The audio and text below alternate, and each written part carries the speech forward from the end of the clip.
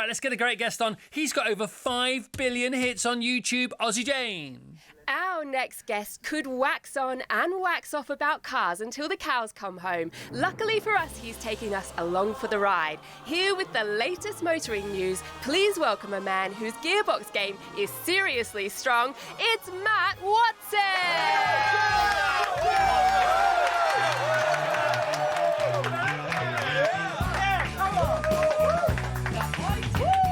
I didn't know. Over 5 billion views on YouTube. Oh, yeah, that's right, 5 billion, yeah. Oh, yeah. Yeah. I mean, what was it? When you get a billion, do you get something? Do you get a badge or something from YouTube? No, so you don't get badges for views, you get it for subscribers. So we've got over 10 million, so you get is it a diamond play button? But you have to pay for it, I think. No, do you? I can't remember. See, gosh, they just...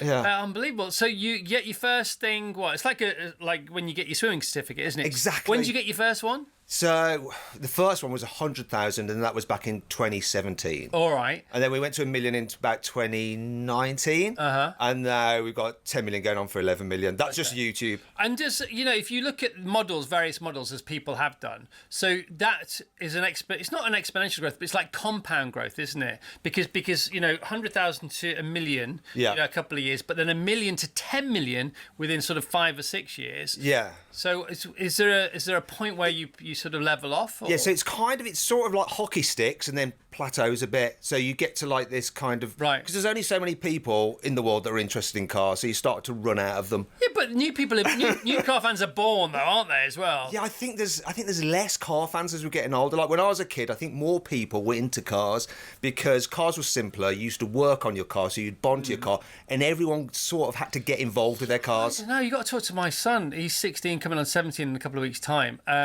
He and his mates, they're all over the cars. So the contrast is my nephew, Yeah. right? I mean, I would be the perfect uncle if he was into cars. Doesn't care at all. Doesn't care at all. He's into cricket. All his mates are into cricket, sport. They live in London. Not interested in cars. No, that is interesting. It's very interesting.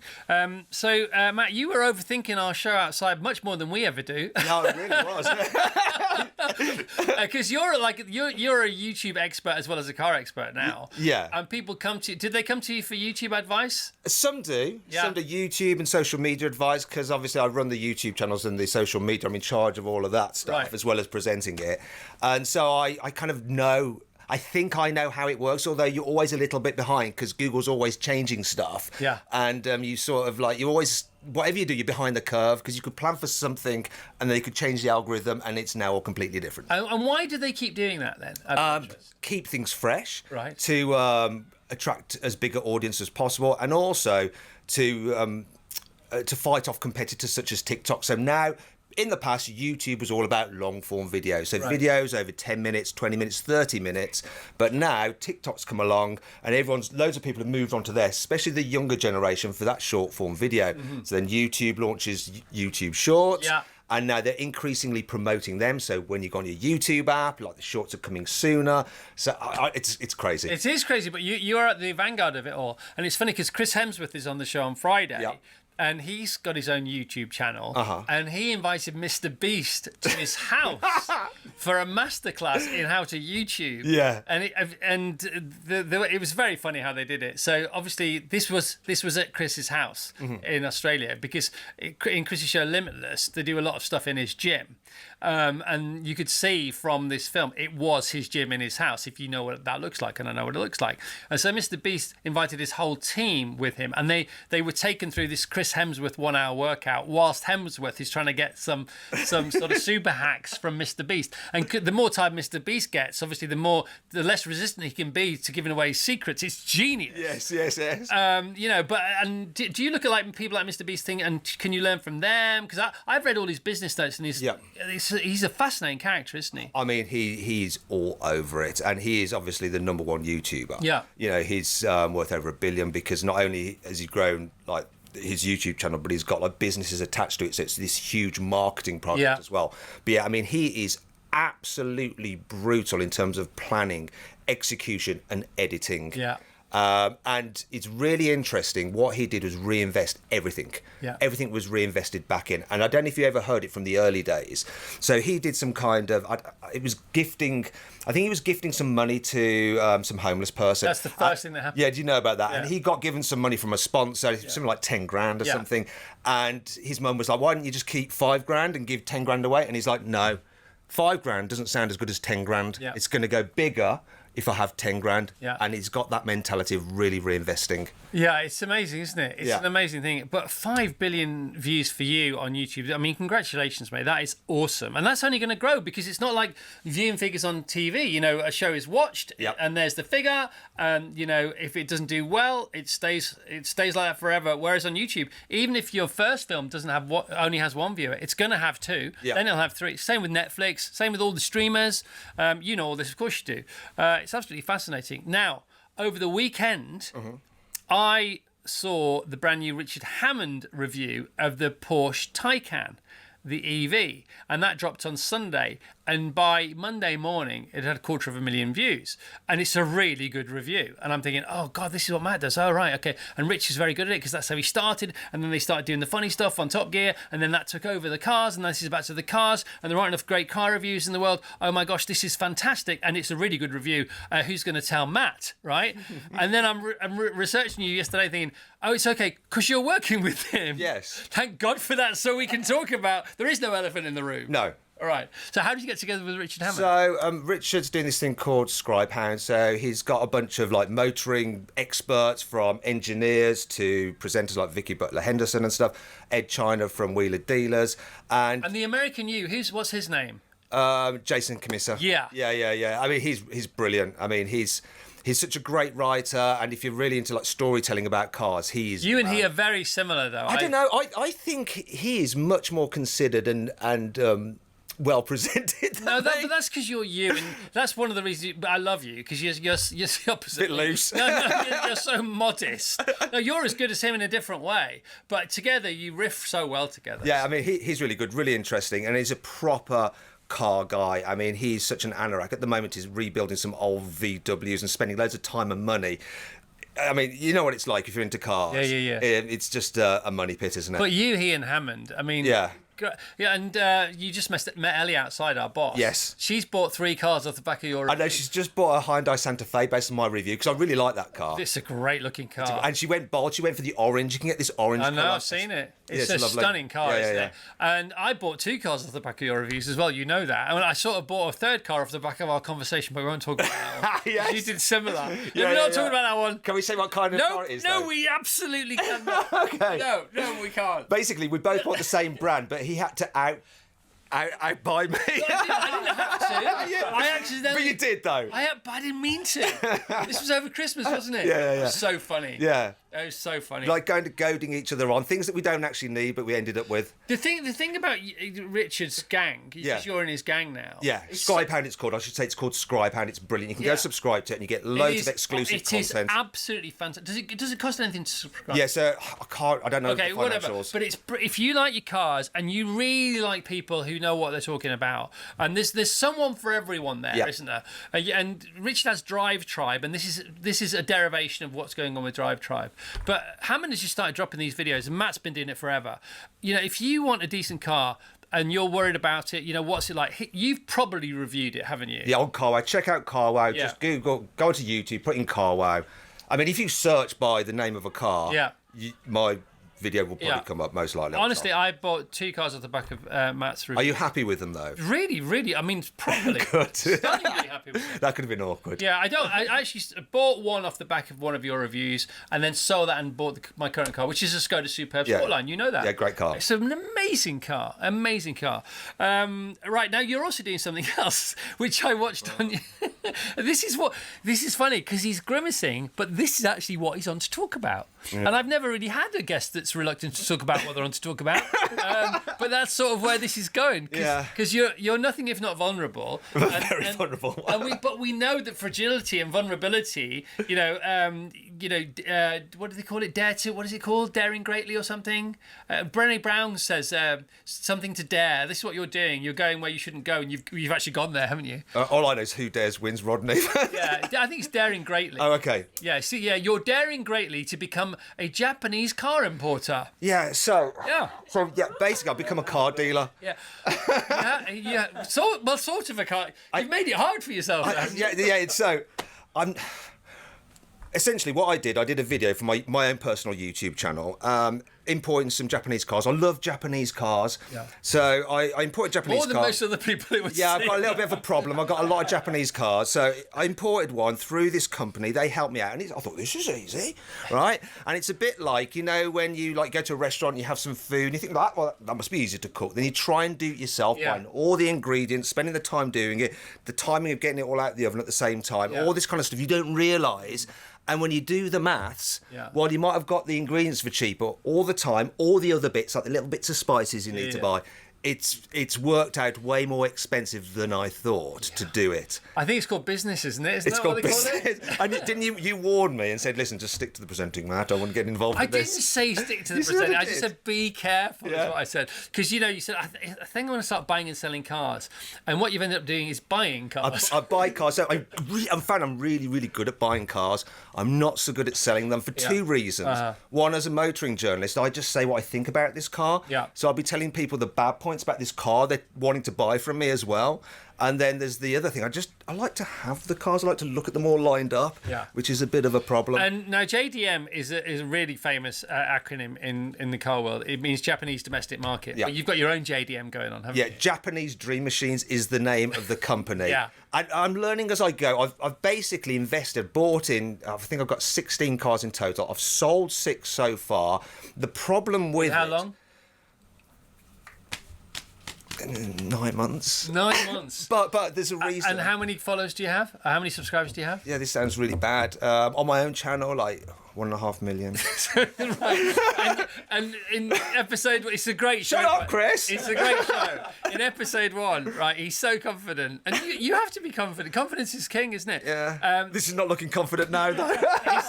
He says, look, here's the first one. Here's my first Jiminy. It's going to be great. You can actually email me directly. Here's my email address if you want to buy it. Yeah. And then tumbleweed. But one guy pitches up. Yeah. In the end. Yeah. God bless him. Yeah. Friend of a friend, though. Really? I didn't know that. Yeah. Friend of a friend. Right. And so you think, well, there you go. We're Easy. unstuck. Yeah. The glue has melted. Exactly. Yeah. And then what happened? Months went by, and then I realised that just having this website that is hidden down somewhere in Google is no good, even if you've got this marketing engine of a YouTube channel.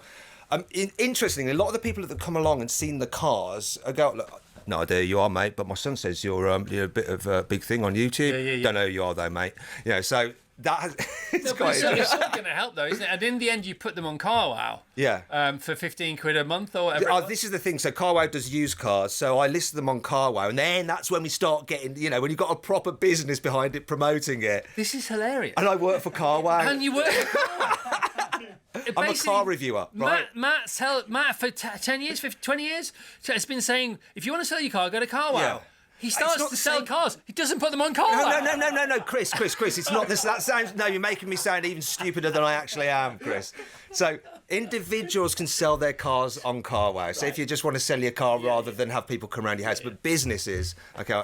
But I should have known before, to be fair. So how come you can put them on in the end then? Because I did know about the business side, but I kind of got way late. Anyway, look, it's cool. The fact is you're doing it. I'm doing it, and I am starting to sell them. One of the problems is that they're coming from Japan, right? So you think you've got a sale, and you've got a couple of sales lined up, and everything's looking good. So you then order more, knowing that they're going to take 3 months to come through, and so you end up when these sales fall through, realising you've invested in these other cars. Yeah, you're long on cars. Yeah, exactly. Yeah. Very long. But you do have a very cool storage centre, don't you?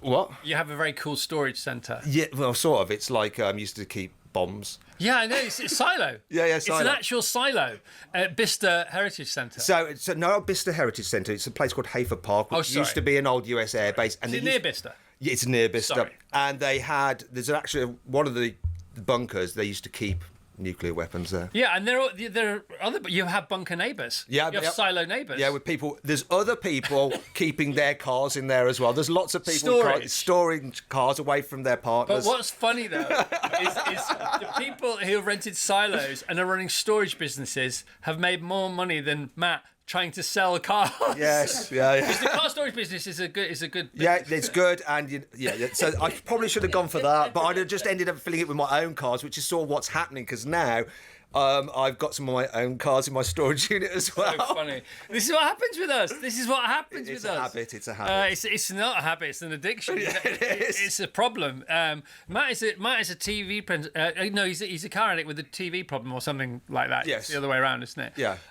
Now you do have a website. Congratulations. That's also a good idea. So well done. In the end, you've got the website going on, which is fantastic. And I went on it last night. Yeah. And you've gone from Jiminy's and you've upscaled to Toyota Land Cruisers. Yes, so I thought... Which are stunning. They're amazing. So basically, I need to tell you about this. So I only buy cars that I like. Yeah. So it is easier to sell because I can just be truthful about the car. So it's cars that I own or would want to own. Right. And so I've gone from the normal Jimny to now the four-door Jimny, which you can't get in the UK. Yeah. It's lovely. It's like a little G-Wagon, little Mercedes G-Wagon. Yeah. And now I found out that Toyota in other markets sell this old-school style Land Cruiser. But it's new. Yeah. Yeah. So the Land Cruiser started again, hasn't it? Yeah. So in the UK, we get this new one, which is kind of... reimagined. Well, the new one in the UK is more like...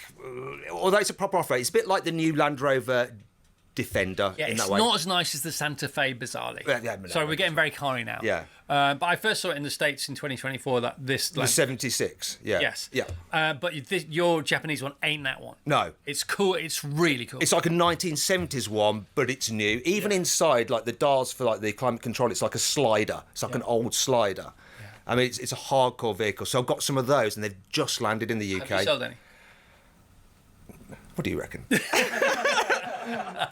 But I have two different colours. I have a black one, which I like, and I've got a beige one, which I can look at. Safari sand, kind of. Actually. Sahara sand. Yes, that's right. We do have inquiries on them, and I have got people's names down, but I haven't got deposits. Our audience is a pretty fancy audience when they want to be. Our audience is the audience for these cars. Check them out. Right, Japanese. Where do they go?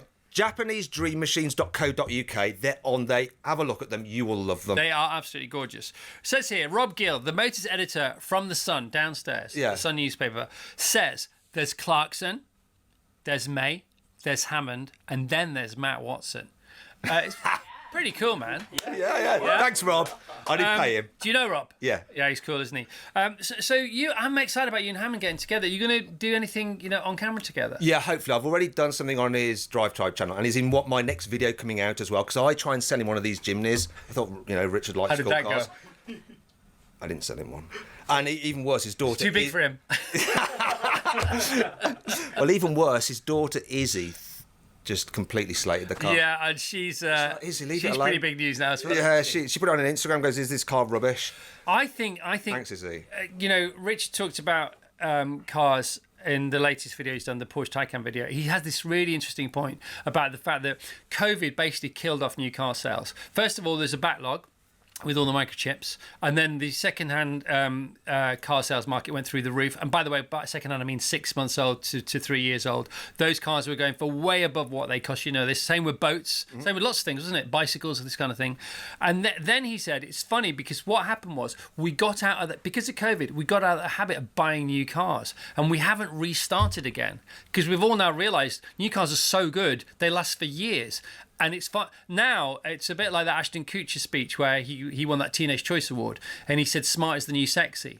What is now sexy about cars is getting a great one and looking after it for a long time. And owning a car for almost for a lifetime, beginning that journey again. My dad had this car for 30 years, 35 years. It's cool, but we couldn't break the habit. But COVID has served as a circuit breaker. However, having said that, he's now saying that the reason the EV car market might go through the roof is because that technology now has accelerated because of all this research into battery power and all this kind of stuff, which is what happens in crisis. When there's a war, technology R&D goes through the roof because it's going to save your life and stop, the baddies taking over. And it's very similar with the cars. And so he says they're coming back, and the only reason I'm saying all this is I'm so excited for you and for him and for what you're doing together, because I think you're at the beginning, not the middle, definitely not the end of anything. I think you're at the beginning of a whole new phase of the car world. Yeah, so this is interesting with electric cars. At first, there's this transition period where, I mean, there are things that people like me, like petrol heads, love about the internal combustion engine car. And EVs don't provide that at the moment in terms of fun, right? But engineers, they solve problems, and they will make these electric cars fun. And the capability and what you can do with electric power, like torque vectoring, so you can make different wheels go at different speeds, cars spin on the spot, do all kinds of crazy stuff. It's going to be exciting to see what they can achieve. And with the battery technology, when it gets improved, the batteries get smaller and the range gets further. Like you say, we're at the happening right now. We're at the beginning. You know, it's a little bit like, you know, what was it Henry Ford said? If you know. People would still be on horses. No, he said if you ask the customer what they want... Yeah, they'd want another faster horse. They want a faster horse. Yeah, exactly. That's what they want. And vinyl's back now, so there's always going to be a place for the combustion engine. Exactly. You know, it's so exciting, man. I'm excited for you. Do you know what? I remember ages ago going to the launch of the first time they brought the Tesla Model S into the UK and seeing this motor that was about that big that could produce all this power, and then thinking about the engine in my old Porsche 911 996 with all its hoses and all these pistons moving up and down, just thinking that's just mental. Yeah. So much can go wrong. So much can go, and all this thing to produce this power, yet this little thing the size of like a dustbin, like a kind of that you'd have in your bathroom, can produce as much power. And if you think about it, an internal combustion engine is not really much of an advancement over the steam engine. It's still air pushing a piston. Yeah. You know, it's a bit cyberpunk. It is cyberpunk. Matt, is there anything else you'd like to get out today? You want to sell some cars? Head to japanesedreammachines.co.uk, or if you want to sell your own car, go to CarWow. It's just easier. Yeah, but you're still in the thick of everything, aren't you? You love it. Crazy. Yeah, I love it. Okay, don't get too busy, man. I probably will do. Yeah, don't get too busy. Save a bit for yourself. It's very important. Can we hear from Matt Watson, please? Yeah! Follow Matt at Matt Watson Cars and or at CarWow.